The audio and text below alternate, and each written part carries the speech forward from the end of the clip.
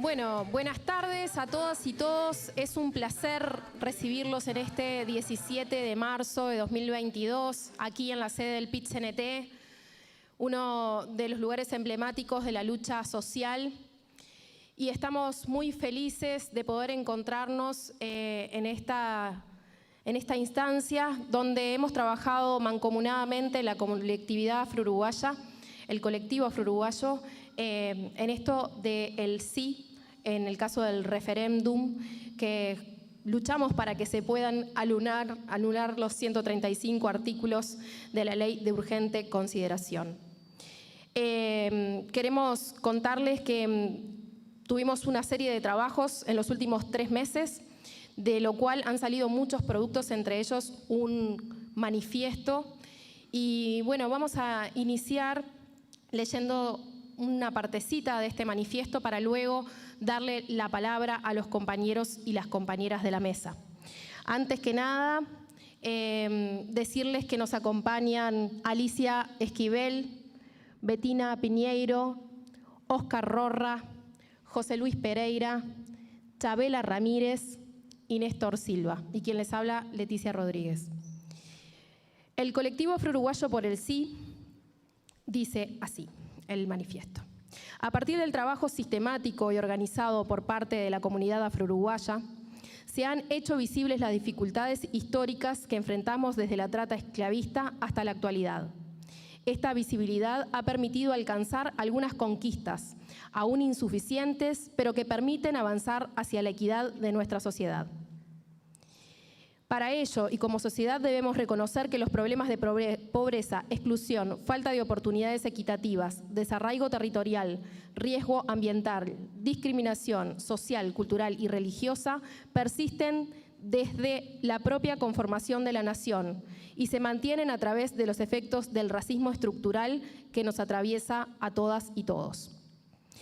Las uruguayas y uruguayos merecemos una sociedad más equitativa y justa. Esto requiere de consensos amplios para enfrentar con inteligencia y empatía problemas estructurales. Hay contextos que impiden avanzar en este sentido y la Ley de Urgente Consideración, LUC, es un ejemplo de ello. Frente a esto nos proponemos contribuir con argumentos e información veraz a la opinión pública, para que con la mayor información posible logremos derogar los 135 artículos de la LUC.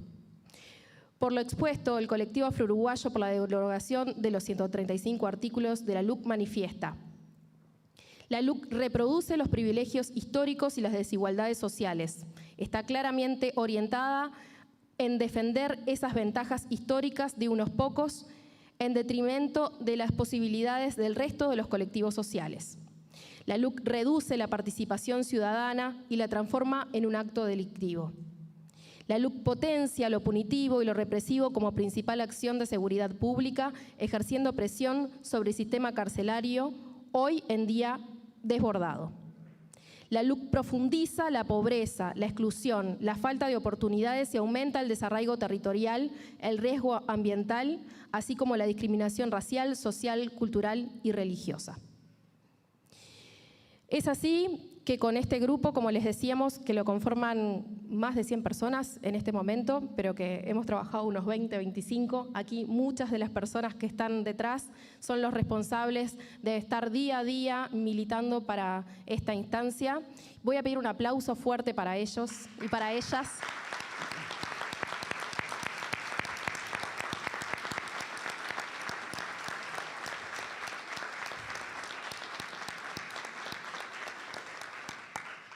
Y en representación de este equipo de trabajo les vamos a estar hablando acerca de algunas cuestiones que nos preocupan con respecto a la LUC.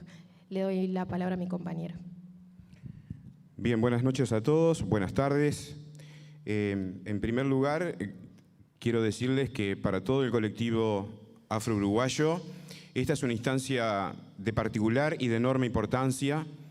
Es para nosotros un hito histórico, ya que más allá de las banderas de los partidos, es una colectividad que se ha juntado a lo largo de estos meses para trabajar en un problema que hace a toda la sociedad uruguaya y que por lo tanto nuestro camino, como nunca fue agotado ni terminado, siempre es un volver a comenzar. Para nosotros también este hito histórico se transforma en un aliento para seguir trabajando todos juntos y esperemos que se sigan sumando más compatriotas y más compañeros de los afro-uruguayos.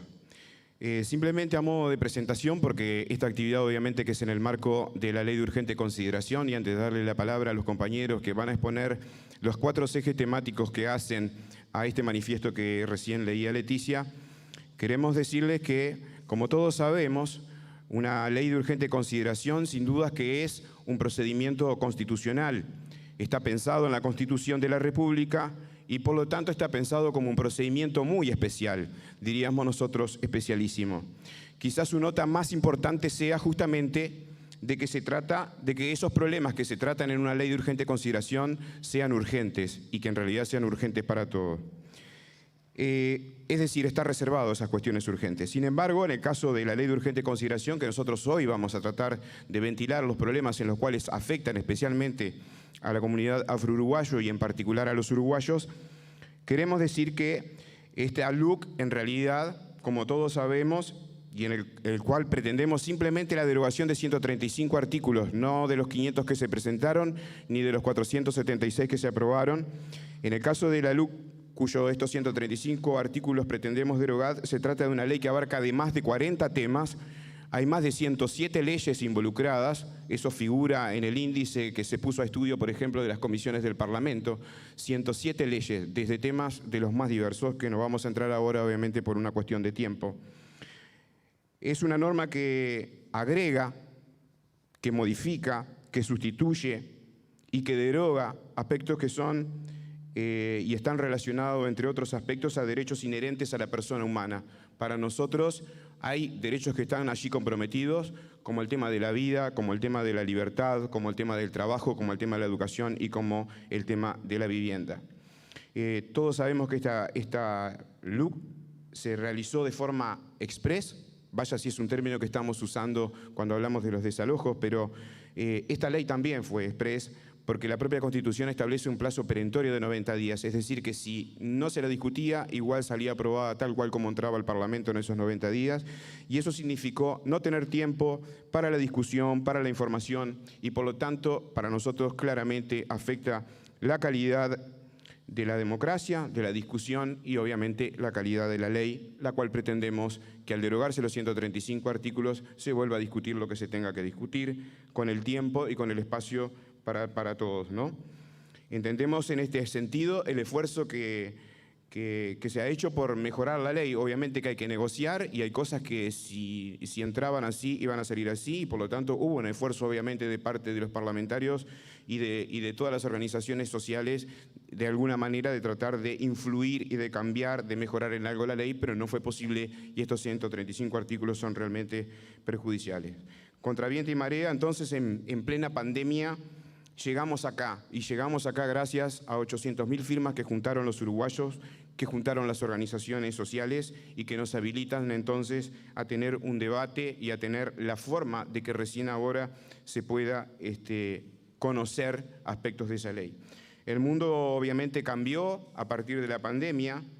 Se dice que cambió, nosotros podemos decir que coincidimos con ello, vaya si coincidimos, que vemos ollas, por ejemplo, populares que antes no veíamos, la pandemia cambió. El tema es que esta LUC, que estaba ideada desde antes, no tuvo un atisbo de ajustarse a esa realidad que cambiaba y por lo tanto se ajustó y se aplicó sin más tal cual venía. Entonces, para continuar analizando ahora sí y entrando en esos 4 ejes que el propio manifiesto explica, son ejes que nosotros hicimos énfasis, que tiene que ver con la vivienda, con la seguridad, con la educación, obviamente con el trabajo. Tomamos esos 4 ejes en el manifiesto, obviamente con una transversalidad que tiene que ver con la especial situación de las mujeres y de las mujeres afro-uruguayas, pero no nos es ajeno ninguno de los otros problemas, ¿verdad? Ninguno de los otros artículos que están establecidos en esta ley de urgente consideración, que afectan tanto a las empresas públicas, al tema de los combustibles, a la colonización, a nuestra gente en el campo, en distintas áreas. Así que para no hacernos más extensivos, vamos a ajustarnos a lo que teníamos planificado, dándole la palabra en primer lugar a Óscar Rocha. Muchas gracias, José Luis. Buenas noches a todas y a todos. Voy a leer debido a un tema de tiempo, pero básicamente el manifiesto encuentra el espíritu, digamos, de este encuentro, y voy a tratar dos temas, que es el de educación y el de seguridad. Como dijo José Luis, la LUC se discutió y aprobó en medio de una pandemia mundial. El mundo ya no fue el mismo. La nueva normalidad cambió todas nuestras conductas. Separó el planeta, surgiendo nuevos miedos, nuestras proyecciones tuvieron como eje la incertidumbre y cuestionando nuestra esperanza. Esto fue el origen de dicho marco jurídico, el de no saber qué está pasando con el mundo, pero la coalición de gobierno sí sabe lo que quiere para nuestro país, y el resultado siempre va a afectar a los más pobres y a los nuevos 100.000 pobres que hay, de los cuales casi la mitad son de población afro. Que la LUC es un instrumento regresivo para la población en general y en particular la población afro-uruguaya, ya todas y todos lo sabemos. Los datos del 2020 y 2021 de los organismos internacionales y de la vigilancia continua de la sociedad civil arrojan que han aumentado los hechos de discriminación racial, así como la ausencia del gobierno para dar respuestas rápidas y efectivas. Las y los afro-uruguayos sufren las principales repercusiones de la crisis sanitaria y de la LUC.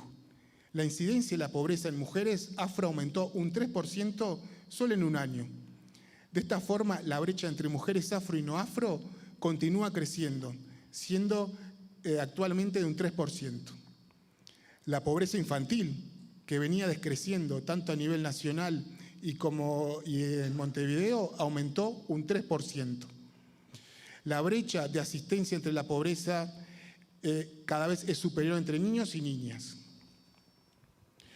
Varios estudios han demostrado que en las últimas décadas Uruguay continúa un proceso de infantilización de la pobreza. Actualmente, 1 de cada 4 niños afrodescendientes vive en situación de pobreza y existe una alta probabilidad de ser pobre si sos afrodescendiente, el cual es 5 veces mayor que el resto de la población.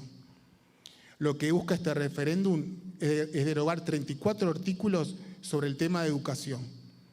Ellos apuntan a que la educación continúe siendo cada vez más desigual para la población afro. La educación en Uruguay antes de la LUC se caracterizaba por ser autónoma y por tener una fuerte participación social en todos los ámbitos. Ahora es totalmente distinto y tiene como consecuencia directa que ya no tenemos espacios para el debate, para poder plantear nuestros problemas. El Estado ahora se encuentra ausente. Ha desaparecido la obligación de la familia a que sus hijos culminen la educación media superior y, por lo tanto, se refuerza la posibilidad de deserción educativa. Esta situación, sin una política de educación activa, claramente va a seguir afectando a nuestra gente, con menores tasas de asistencia y mayores niveles de rezago escolar. La LUC busca estimular a la educación privada, siendo este un ataque a la educación pública, quitándole los recursos que se le da a la educación pública para dárselo a la privada. Actualmente, por cada niño o niña afro-uruguaya que asiste a un establecimiento privado, hay 13 niños y niñas afro-uruguayos que asisten a un público. En definitiva, hoy nuestros hijos y hijas tienen menos oportunidades que las y los hijos del resto de los uruguayos.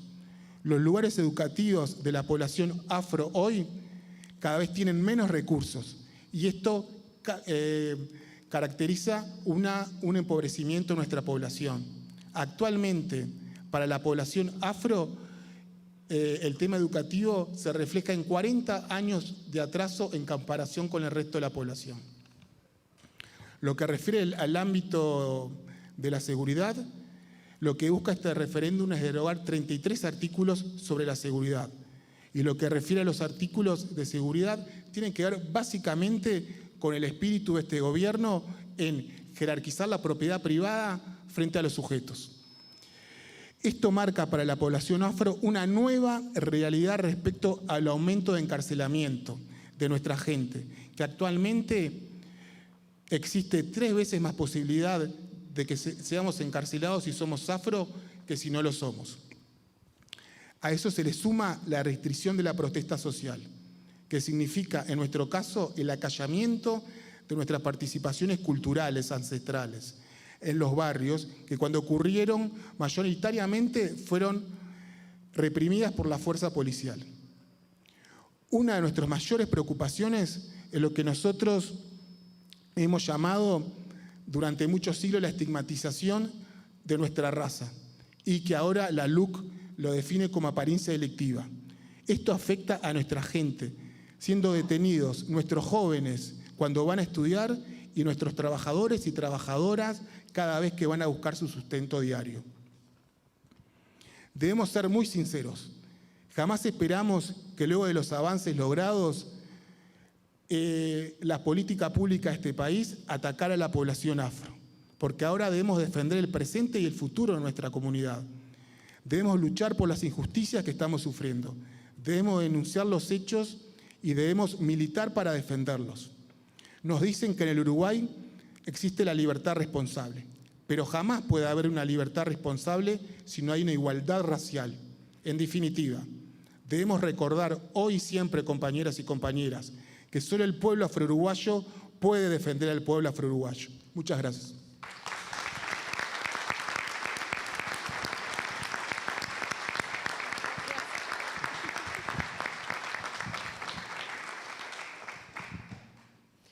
Muchas gracias. Oscar Rorra. Esto del tapaboca es tan difícil. Ponerse y sacarse.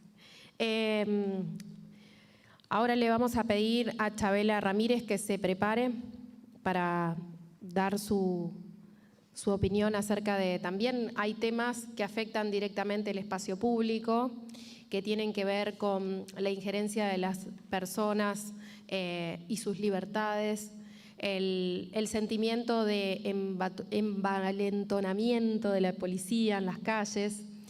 Y bueno, queremos presentar a Chabela Ramírez, que nos va a estar acercando su visión acerca de justamente qué pasa con la afectación de estos 135 artículos.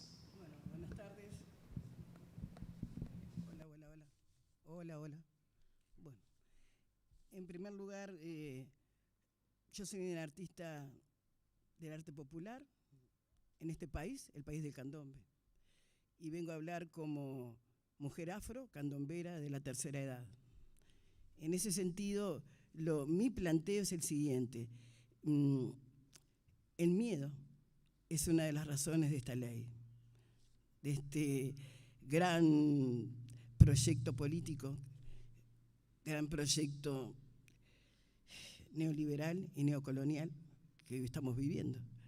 Todas las personas que hoy tenemos más de 60 años vivimos otra etapa, vivimos otro momento, y podemos decir perfectamente que no siempre lo pasado fue mejor porque vivimos una dictadura. Y hoy, sin serlo, sin decirlo, estamos viviendo una dictadura, porque si nos ponemos a pensar que no vamos a poder decirle al policía que nos ataca, señor, ¿por qué me lleva? Porque de acuerdo a esa situación que estamos viviendo en estos 19 meses de LUC, por cualquier causa nos pueden llevar a nosotras, nos pueden llevar a nuestros hijos, nos pueden llevar a nuestros nietos, pueden dar en adopción a nuestros hijos si estamos presos o si perdemos la vivienda. Pueden pasarnos cosas terribles, y esto no es alarmismo, esto es la pura realidad que vivimos los afro-uruguayos, porque históricamente ha existido la porofobia y nosotros los negros, por ser negros, somos pobres. Y en estos gobiernos demagógicos, en los cuales se habla de que la seguridad y la libertad nos va a dar buenas posibilidades a todos, sabemos perfectamente, históricamente, que los invisibilizados vamos a hacerlo más aún, que nuestros problemas, nuestras cárceles llenas, lo que estaba diciendo, nuestros problemas de siempre, van a ser invisibilizados. Entonces, en ese sentido también quiero hablar como ciudadana, que hoy tengo la posibilidad, porque pertenezco a la sociedad civil organizada, de tener una vivienda para poder seguir militando y activando por una sociedad equitativa. Pero quien no la tiene, que son muchos los afro-uruguayos que viven en pensiones, y no solamente los afro-uruguayos, los migrantes afroamericanos, que vinieron engañados muchos acá y viven en pensiones, en 3 días pueden estar en la calle. En 3 días. Y en la calle, si pernoctan, viene la policía y se los lleva, tienen todo el derecho a hacerlo. Y si los llevan a la policía, pueden pasar 4 horas antes de que un juez lo vea y dictamine si son culpables o no de estar viviendo en la calle. Y también puede suceder que venga un auto, como ya ha sucedido en 2 oportunidades, los rocíe con querosén y terminen llegando al Senaque. Ya sucedió el año pasado, ya sucedió este. También puede suceder que a las mujeres, por ejemplo, por decir, Señor, ¿por qué me llevó? En el momento de llevarnos presas y demás, nos pueda revisar un hombre en vez de otra mujer. Y todo lo que el policía o la policía diga va a tener razón, por más que nosotros nos sintamos violentadas. También puede suceder que, como ha sucedido antes, ya todo tiene esta misma vuelta, como ha sucedido antes, salir con los tambores, que es parte de la cultura de este país, no es un tema de negros, no es un tema de afrodescendientes, es parte de la cultura a través de una ley que este país tiene desde el año 2006, sea criminalizado y salir con los tambores. Y no es la primera vez, porque ya en el año 1975, para los que tenemos memoria, un 1 de mayo fue la gente presa al cilindro. Y hoy, con total autoridad, un policía que hasta puede ser negro o afrodescendiente, como nosotros, nos tenga que llevar a pesar de sí mismo. Y eso también es una gran contradicción, porque nuestra cultura afro, de la cual todo el mundo se ha visto beneficiado, porque se ha compartido históricamente con toda la sociedad uruguaya, puede ser lesionada, puede ser eliminada, puede ser sacada de las calles, y no tenemos derecho a réplica, porque ni la prensa ni la policía nos va a poder apoyar, así el policía o la policía sea un tamborilero. Estas cosas han venido sucediendo en todo momento. También, antes de darle paso a otra persona, quería hablar de las mujeres que viven en los asentamientos, sin ningún tipo de garantía ni para ella ni para sus hijos. Ya ha sucedido, porque todo lo que estamos hablando aquí no lo inventa Chabela, lo venimos viendo hace 2 años, con un gobierno que con su mejor intención está haciendo la peor gestión. Entonces, lo que nosotros podemos decir es contra el gobierno del presidente de la calle, no, es contra una forma absolutamente déspota, contra una forma absolutamente irrazonada, en la cual unos pocos se van a ver beneficiados y la mayoría del pueblo uruguayo se va a ver sometido a una cadena de hambre, porque hoy, como todos ustedes saben, proliferan las ollas, los merenderos, a lo largo de Montevideo y a lo largo del país. Y no solamente eso, sino que prolifera la gente durmiendo en la calle, que ya no va a poder estar. ¿Dónde va a ir toda esa gente que no va a tener vivienda? En unas burbujas que también fueron muy beneficiosas en época de la pandemia. Decir, quédese en su casa, no salude a su mamá, no salude a su papá porque se puede contagiar. Quédense todos en su casa, no piensen, vean la televisión, hagan caso, vayan a sus casas, decían. ¿Y ahora? ¿Y ahora qué? ¿Con hambre? No se puede salir a la calle, no se puede protestar, no se puede ni siquiera tener una expresión cultural como el candombe, en la cual está implícita en forma permanente la libertad. Y la libertad para los afro-uruguayos y para los que no lo son, donde dominadores y dominados hemos vivido en armonía. ¿Qué va a ser de todos nosotros? Y no es alarmismo, es simplemente el deseo de que se pueda decir sí para no seguir padeciendo.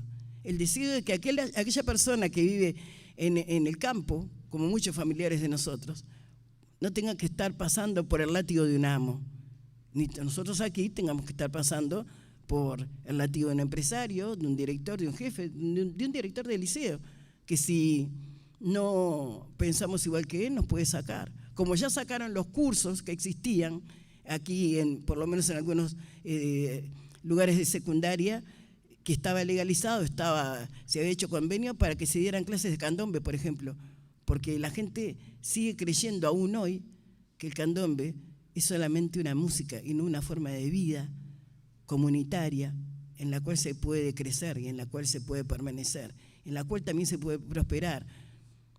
También en este país meritocrático y tecnocrático, decirles que no está todo dicho.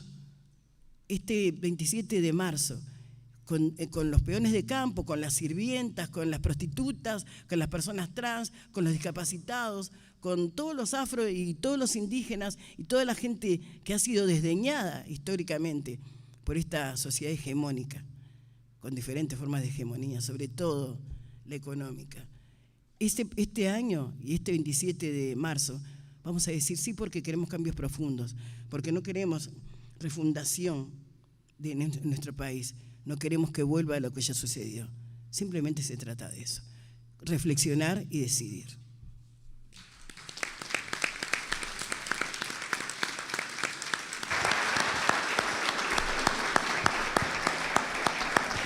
Gracias, Chabela. Sin duda, Chabela, sin igualdad no hay forma de ejercer la libertad. A continuación va a ser el uso de la palabra Betina Piñeiro.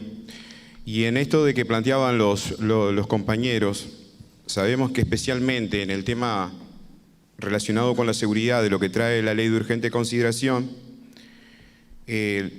la población afro no solo es pasible de ser víctima de delitos, sino que se agrava su situación porque sabemos que históricamente el sistema tiene un poder de selectividad, es decir, selecciona, ¿no? Que es lo que estaban planteando justamente los compañeros, ese poder de selectividad que tiene el propio sistema.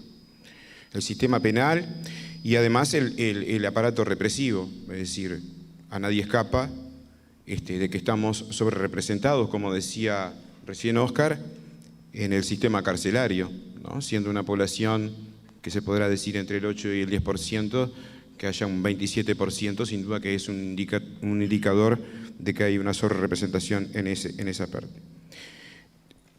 Como los compañeros tocaron el tema de seguridad, también queríamos decir, relacionado con esto, de que obviamente los afros están no solo más inseguros frente al delito, sino también frente a la policía, que con respecto al tema de la legítima defensa que está planteado en la ley de urgente consideración, desde siempre existió la legítima defensa y nosotros no es que estemos en contra de la legítima defensa, como no lo está la población en general, como una forma de justificación, obviamente, pero reuniendo aquellos tres requisitos que históricamente nos aseguraban a todos como sociedad.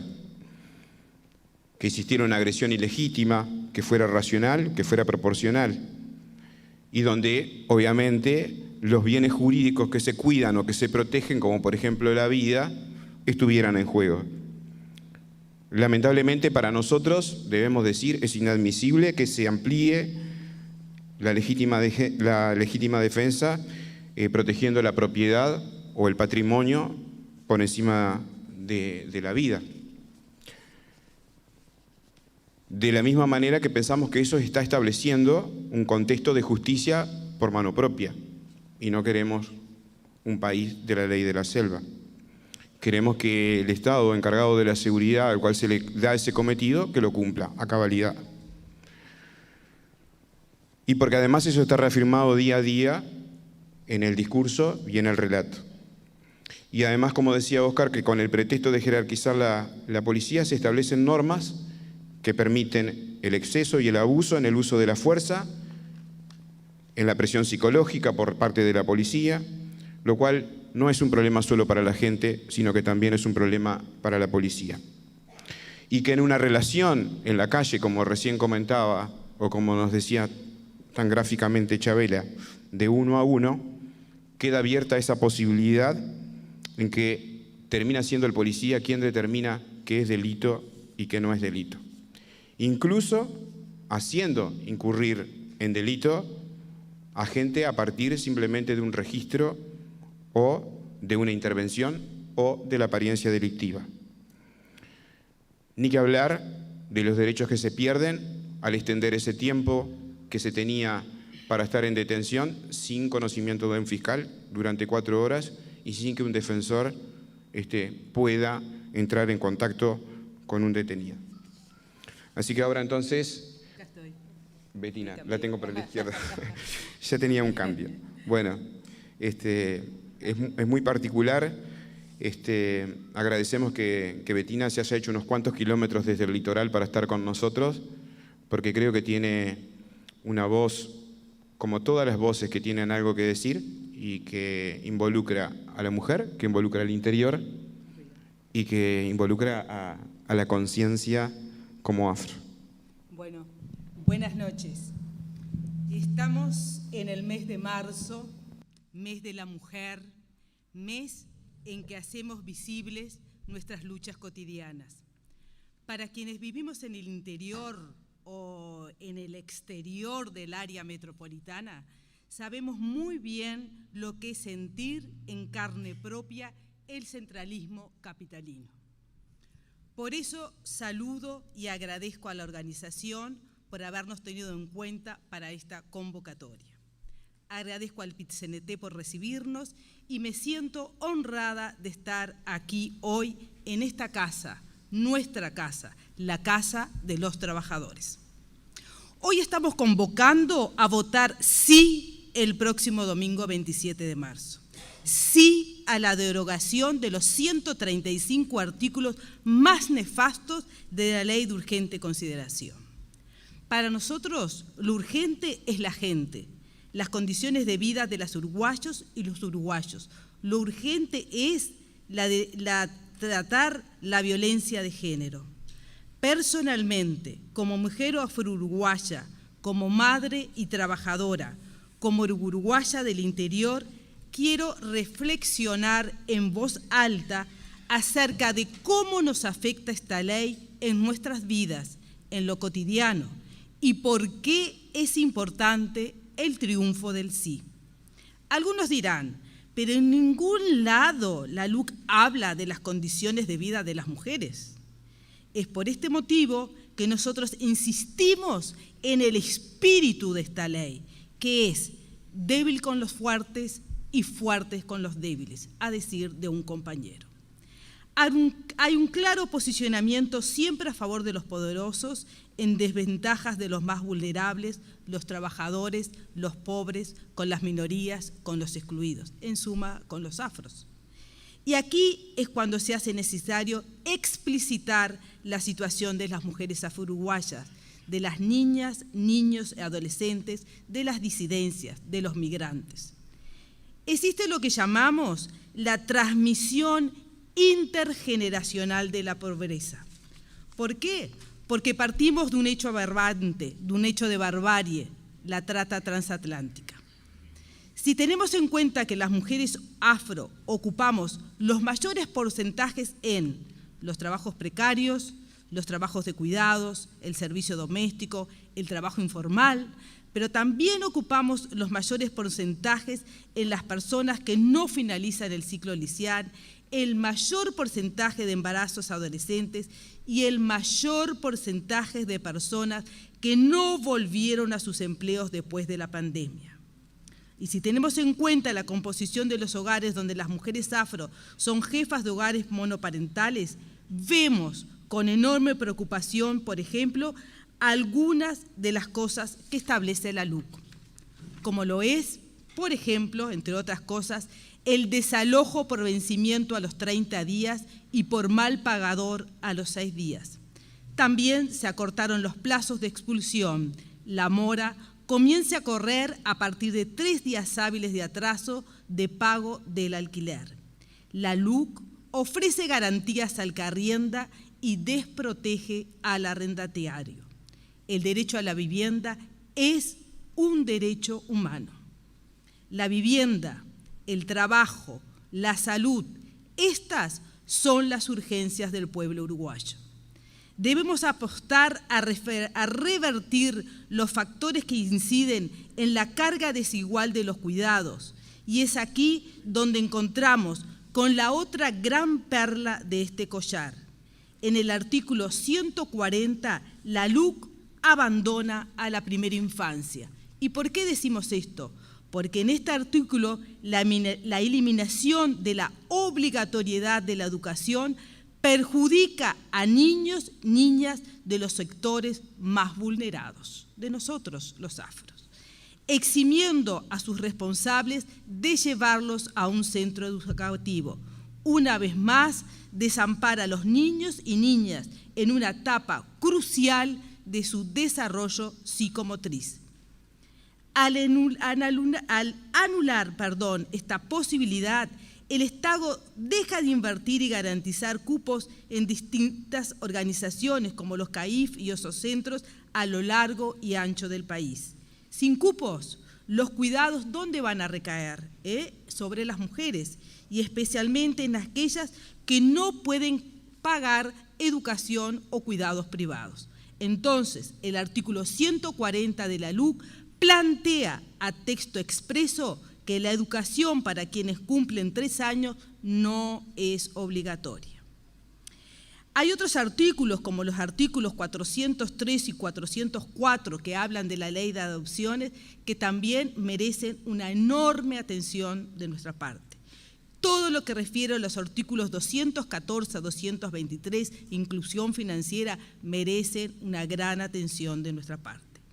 Pero con todo esto a la vista, nos preguntamos, ¿cómo vamos a lograr la tan mentada autonomía económica de las mujeres? Si la brecha salarial, la desigualdad debido al género y a la raza hace que se dificulte el acceso al logro de la autonomía. Con la LUC, todas estas inequidades se ven reforzadas, se reinstala. Por eso votamos sí, para seguir transitando los caminos que conduzcan a la equidad. Por un país sin racismo, sin discriminación, votamos sí.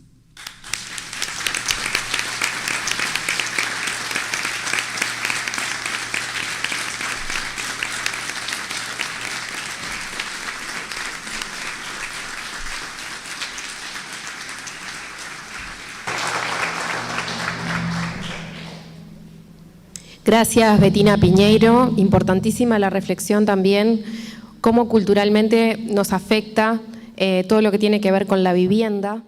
Y es importantísimo también que sepan que Betina no solamente viajó un montón para estar en este encuentro, sino que hay un montón de compañeros y compañeras que no pudieron estar, que representan diferentes lugares del interior del país, pero que acompañan todo lo que es el proceso por el sí. Y bueno, les mandaron un abrazo gigante a todos y todas. Esperemos que nos sigan en la transmisión en vivo.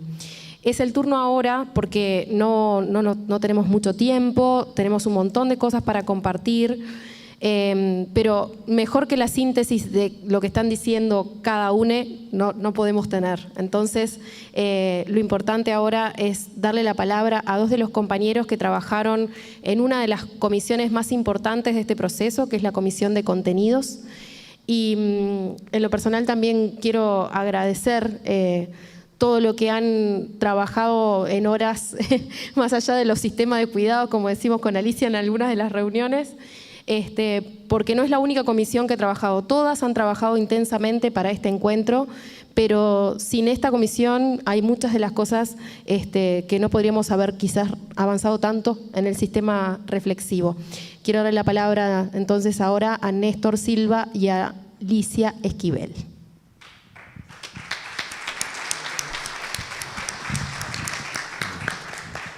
Muchas gracias, buenas tardes. Uruguay tiene una gran deuda con las personas afrodescendientes, deuda que comienza cuando se asume como república libre e independiente, pero mantiene la matriz productiva basada en el tráfico y esclavización de personas africanas y su descendencia. La violencia contra la dignidad humana fue la herramienta básica y fundamental para que ese sistema funcionara. Este es el inicio del cruel entramado que sostiene una escala de valores que hoy reconocemos como la forma del racismo que atraviesa la sociedad uruguaya. A medida que Uruguay se consolida como nación, naturaliza que su desarrollo esté basado en políticas de exclusión que por acción o por omisión se reflejan en todos los aspectos de la vida de los y las afrodescendientes. Esto dificulta la discusión seria del racismo estructural resultante, ya que hace a la esencia misma de la identidad nacional. Si bien los colectivos afros organizados hemos logrado con mucha militancia, proposición y acción que se comience a dialogar en torno a la existencia y reconocimiento del racismo estructural y del racismo institucional. A partir del trabajo sistemático y organizado por parte de la comunidad afro, se han hecho visibles las dificultades históricas que enfrentamos desde la trata esclavista hasta la actualidad. Esta visibilidad ha permitido alcanzar algunas conquistas aún insuficientes, pero que permiten avanzar hacia la equidad en nuestra sociedad. Hoy, en Uruguay y la región, existen algunas líneas de pensamiento que reconocen la deuda histórica que toda América y el Caribe contrajo con las y los afrodescendientes de personas africanas esclavizadas. Es más, se reconocen los aportes a la identidad de las Américas.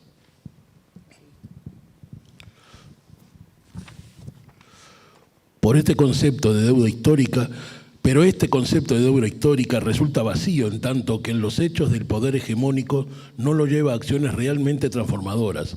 Entonces, el valor de la deuda histórica se relativiza encapsulada en visiones y versiones académicas, sociales, políticas y culturales que no avanzan en hacerse cargo e incluso algunas devuelven la responsabilidad a las víctimas. El racismo viola los derechos humanos. Es duro y recurrente que los datos oficiales muestren que un alto porcentaje de las personas afro-uruguayas tienen necesidades básicas insatisfechas. La falta de acceso a vivienda, territorio, educación completa y de calidad, agua potable y saneamiento, hasta empleo digno o el disfrute de bienes culturales, entre otros, ha sido una constante a lo largo de la historia. Una tan constante como las dificultades para cubrir las más elementales necesidades para una vida digna. Generación tras generación, las familias heredan circunstancias negativas que determinan las dificultades para tener cubiertas las necesidades más básicas y elementales. Y este es un problema que tiene raíz en el mismo nacimiento del Uruguay. Es, como lo mencionamos, resultado y expresión del racismo estructural e institucional. En este contexto es impostergable que se asocie esta realidad con la violación constante de los derechos humanos fundamentales. Sin dudas, la LUC profundiza estas dificultades. Toda deuda se paga, los daños a la humanidad se reparan. La institucionalidad uruguaya dio un paso importante cuando el Parlamento por unanimidad señala en el artículo 1 de la Ley 19.122, abro comillas, reconócese que la población afrodescendiente que habita el territorio nacional ha sido históricamente víctima del racismo, de la discriminación y la estigmatización desde el tiempo de la trata y tráfico esclavista, acciones estas últimas que hoy son señaladas como crímenes contra la humanidad de acuerdo al derecho internacional. Cierro comillas. Pero, sin acciones transformadoras de la realidad de los colectivos hacia quien apunta, termina siendo apenas una declaración que no trasciende ni siquiera a los partidos políticos que la votaron y que poco impacta en el resto de la estructura del Estado y menos aún en la ciudadanía. De todos modos, estarán el colectivo y las alianzas que hoy existen y las que se puedan sumar, dar los pasos necesarios para que este enunciado pase a ser parte del camino seguro hacia políticas de reparación ciertas, aportando al tránsito hacia una sociedad más justa y sana. Ya no puede ser concebible que las víctimas sigamos atrapadas en el círculo de argumentar sobre los daños que el sistema racista y discriminador genera permanentemente a nuestro colectivo. Ya no puede ser aceptable que sean los sectores, instituciones o personas que se encuentran en los lugares de privilegio que la historia, la herencia o lugar de pertenencia les otorgó, quienes diseñen diagnósticos, prioridades, acciones y políticas sobre la vida de todo un colectivo sin su real participación en cada etapa. Es tarea de quienes, sufriendo las consecuencias de las exclusiones y la discriminación racial resultante, construimos y proponemos ideas y demandamos ejercer el derecho intrínseco de exigir igualdad en el trato, equidad y paridad en la participación e igualdad de oportunidades en el acceso a esas políticas y con esa perspectiva trabajar todas juntas y todos juntos, sociedad en su conjunto y las víctimas de todo lo dicho en un país que se piense a sí mismo equitativo, antirracista y antimachista. Para ello, y como sociedad, debemos reconocer que los problemas de pobreza, exclusión, falta de oportunidades equitativas, desarrollo territorial, riesgo ambiental, discriminación racial, social, cultural y religiosa persisten desde la propia conformación de la nación y se mantienen a través de los efectos del racismo estructural que nos atraviesa a todos y a todas. Las uruguayas y uruguayos merecemos una sociedad más equitativa y justa. Esto requiere de consensos amplios para enfrentar con inteligencia y empatía flagelos estructurales. Somos el colectivo afro-uruguayo. Somos el colectivo afro-uruguayo. Somos el colectivo afro-uruguayo por el sí, constituido por hombres y mujeres provenientes de diversas asociaciones por los derechos de las y los afrodescendientes y personas independientes. Nos une la defensa de nuestros derechos y velar por los derechos adquiridos producto de la lucha de tantas y tantos compañeros. La sociedad civil uruguaya ha luchado desde siempre por la igualdad y la no discriminación. La igualdad, como principio, define al Estado de Derecho. El concepto de igualdad es complejo y mutable, pero fundamentalmente implica el derecho a la no discriminación, la igualdad de derechos en la ley y ante la ley, es decir, igualdad de trato, respeto y resultados ante ella. La igualdad implica el derecho a la no discriminación, a la admisión de la diferencia y a la autonomía. Los y las afrodescendientes constituimos un grupo heterogéneo con historias, experiencias e identidades diversas. Sin embargo, lo que nos une es que se nos ha denegado durante mucho tiempo la plena realización de nuestros derechos humanos y destacamos una serie de problemas comunes que es preciso abordar, como la discriminación racial, estructural e institucional, la xenofobia que sufre la población afroinmigrante en nuestro país, los obstáculos y desigualdades en el acceso a la educación, los servicios de atención de salud y la vivienda de calidad, cuyo resultado es la transmisión de la pobreza de una generación a otra. La intolerancia contra las religiones de matriz africana, la falta de reconocimiento y valoración de la diversidad étnica y cultural de las y los afrodescendientes y de nuestra contribución a la sociedad. La falta de representación adecuada en la administración de la justicia, la presencia desproporcionada en la población carcelaria y en particular, la elaboración de perfiles delictivos en función de la raza, situaciones que se legitiman en la LUC. Las desigualdades que permean a la colectividad afro-uruguaya en función del origen social, étnico y de género están plasmadas en decenas de trabajos de académicos, expertos, instituciones públicas y organizaciones de la sociedad civil que han hecho análisis y reflexionado sobre el tema. Sin embargo, el impacto de las mismas es muy pobre. Una cuestión específica salta a la vista. En términos de precarización de todo tipo, la población afrodescendiente es la más afectada, y más aún sus mujeres. Somos 300.000 personas. Residimos en las zonas de mayor pobreza en departamentos fronterizos con Brasil y en la periferia de la capital Montevideo. Población joven, siendo la esperanza de vida al nacer menor que la de la población no afro. El 39% de la población afrodescendiente de 20 años o más tiene únicamente educación primaria y solamente el 9% cursa o ha cursado estudios terciarios. El 15% de niñas y niños afrodescendientes de entre 4 y 5 años no asisten a centros de enseñanza. La LUC desampara a estos infantes. Las mujeres afrodescendientes presentan la tasa de desempleo más alta a nivel nacional. Las trabajadoras mayoritariamente se dedican al trabajo doméstico, 1 de cada 4.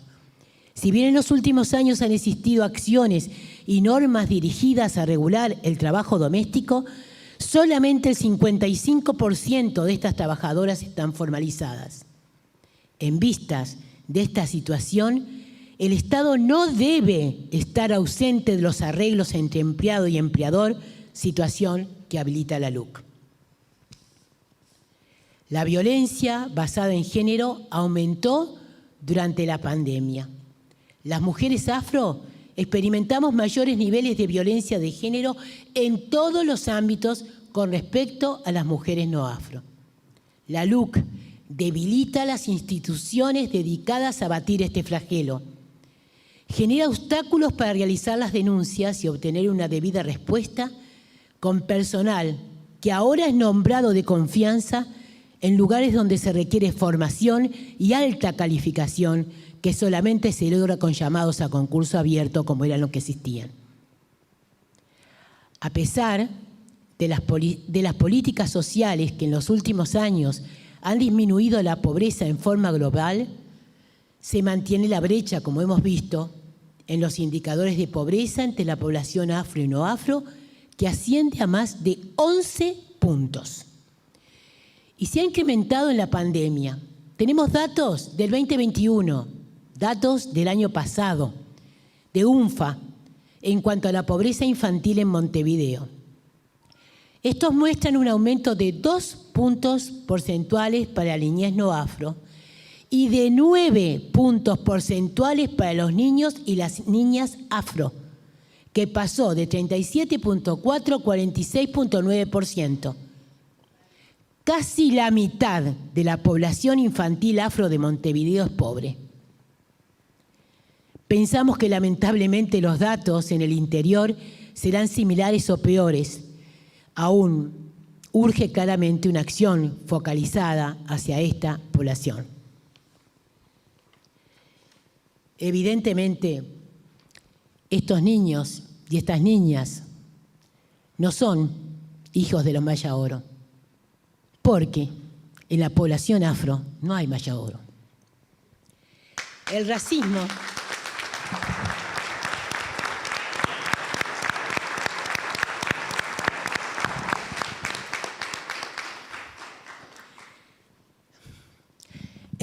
a la uruguaya es un racismo de costumbre, automático, irreflexivo, naturalizado, culturalmente establecido y que no llega a ser reconocido o explicitado.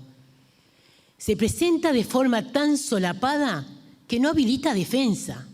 Opera silenciosamente, se infiltran ademanes, dichos, miradas, postergaciones.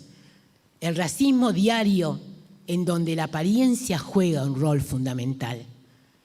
Se presenta en forma inocente, pero es terrible, y su accionar comienza ya a edades tempranas, lo sufren las niñas y los niños afro, y su resultado es la exclusión de las personas afro de los lugares de reconocimiento social. Alertamos que en los últimos tiempos han aparecido actos racistas violentos que expresan desprecio y odio y que requieren ser reprimidos. En 2016-2017, el equipo de antropología de la Facultad de Humanidades realizó, a pedido de la OPP y en función de que se iba a realizar una estrategia hacia la población afro al 2030, que obviamente ya no está más, realizó un relevamiento etnográfico antropológico de la comunidad afro-uruguaya en los departamentos de Rivera, Cerro Largo, Artigas, Salto y Montevideo. Extraemos del documento en forma SIC, porque hay que leerlo así. Abro comillas. Ninguna de las narrativas recogidas sale incólume de la impronta del racismo y la discriminación. Desde profesionales y técnicos hasta familias de analfabetos, todos expresan en sus trayectorias diferentes niveles de vulneración simplemente por la razón de ser afro-uruguayos o uruguayos. Este racismo envolvente en los espacios de enseñanza no resulta solamente un recuerdo de generaciones pasadas, sino que en la actualidad también se manifiesta en docentes blancos en relación a otro o otras docentes afro-uruguayos, también a estudiantes, y en la interacción entre pares. Cabe señalar que las modalidades de racismo y discriminación que ocurren en los ámbitos públicos de enseñanza no se remiten únicamente al insulto u otras formas de desconsideración. La atención diferenciada a alumnos blancos y afro-uruguayos, los supuestos de que los unos y otros son capaces de aprender, son implícitos en las prácticas educativas que terminan truncando trayectorias educativas o bien generando analfabetos con primaria formalmente finalizada, como constatamos durante todo nuestro trabajo de campo. Se educan a unos niños de una manera y a otros de otra. Estos niños, vuelvo a decir, no son los hijos de la malla oro. Por lo tanto, ¿requerimos más datos para actuar? Ante esto, desde el colectivo afrodescendiente y las alianzas que sostienen, nos proponemos dar los pasos necesarios para elaborar propuestas, definir estrategias y lograr políticas de reparación ciertas, aportando al tránsito hacia una sociedad más justa y sana. Las víctimas de las variadas formas de racismo no podemos continuar atrapadas en el círculo sin fin de tener que argumentar sobre los daños que el sistema racista y discriminador genera permanentemente en nuestras vidas. Ya no puede ser aceptable que sean los sectores, instituciones y personas que se encuentran en los lugares de privilegio que la historia, la herencia o lugar de pertenencia les otorgó, quienes hagan diagnósticos y marquen prioridades. Se hace necesario recordar la ya histórica consigna de que nada sobre nosotros sin nosotros. Hemos construido y propuesto ideas y desde el ejercicio de nuestra ciudadanía demandamos ejercer el derecho de exigir igualdad en el trato, equidad y paridad en la participación e igualdad de oportunidades en el desarrollo de la política pública. Y con esa perspectiva, trabajar todas y todos juntos en un país que se piense a sí mismo justo, equitativo, antirracista y antimachista. Es hora de profundizar conceptos y desterrar ambigüedades. No debemos entrar más en la lógica de ver el racismo como una enfermedad social. Sabemos que este se manifiesta a partir de un amplio espectro que incluye dinámicas económicas, políticas, sociales, culturales, estéticas. El sistema esclavista y la esclavitud fueron concebidos a partir de definiciones ideológicas de dominación en función y expresadas en el colonialismo, que fueron base conceptual y moral para la estructura de castas sociales racializadas, precursoras del racismo estructural e institucional de la actualidad. Por definición, el racismo estructural e institucional es ideológico y la mirada para dar batalla debe darse con esa perspectiva. La perpetua violación de los derechos más básicos de las personas no puede aceptarse como un simple mal endémico por la falta de oportunidades que produce la pobreza, como si esta fuera una plaga sobre la cual las sociedades no tenemos responsabilidades ni posibilidad alguna de revertir. La pobreza que resulta del sistema de cosas en el que está anclado el racismo estructural es una clara violación sistémica de los derechos humanos. La pobreza tiene color, género, clase y edad. Muchas personas venimos pensando y trabajando en equipo, imaginamos nuevos tiempos en los que el futuro sea el que construyamos entre todas y todos y que la esperanza no sea una mera expresión de deseo individual y pasivo, sino la lógica expectativa colectiva, activa y combativa por una sociedad más igualitaria, justa y equitativa. Aunque la LUC no lo menciona específicamente, el enfoque conservador y clasista que la inspira promueve el retroceso en los avances de los últimos 30 años de lucha contra el racismo. En defensa propia ante la LUC racista, regresiva, represiva y retrógrada, las personas afrodescendientes que hemos heredado vivir en el espacio al que el racismo empuja, somos resistencia y resiliencia.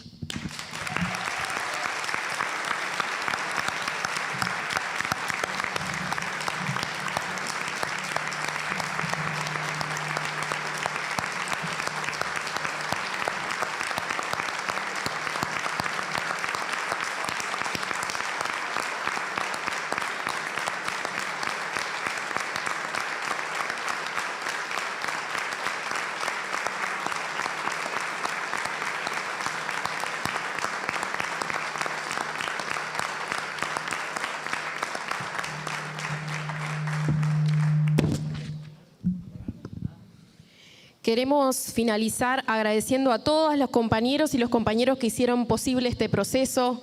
Gracias Romero, gracias Ana, gracias Bimbo, gracias Verónica, gracias Claudia, gracias Rita, gracias Luisa. Pido un aplauso para todos ellos.